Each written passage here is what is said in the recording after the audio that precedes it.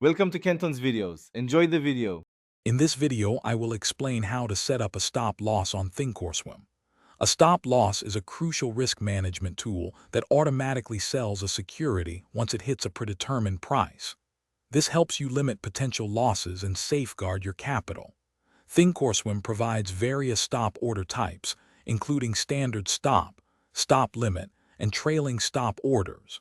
Utilizing these orders can prevent emotional decisions, offering a valuable safety net for your trades. To begin, open your Thinkorswim platform and go to the Trade tab, or utilize the Active Trader panel for quicker entry. First, select the specific symbol you wish to trade. Then, you can simply click on the bid or ask price directly on the price ladder to automatically populate an order ticket. For more advanced options, right-clicking on the chart itself will reveal a menu with custom order choices, including those with stop-loss functionality. Once your order ticket is open, the next step is to configure your stop-loss.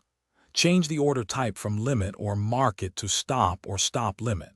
Then, input your specific stop price, which is the exact point where your order will be triggered.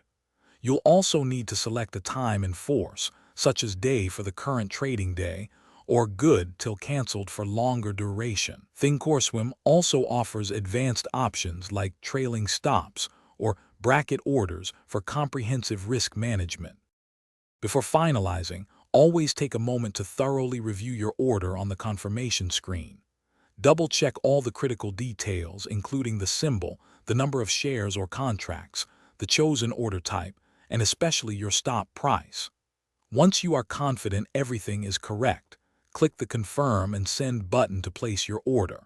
You can then track its status, such as working or filled, in the Monitor tab of your Thinkorswim platform.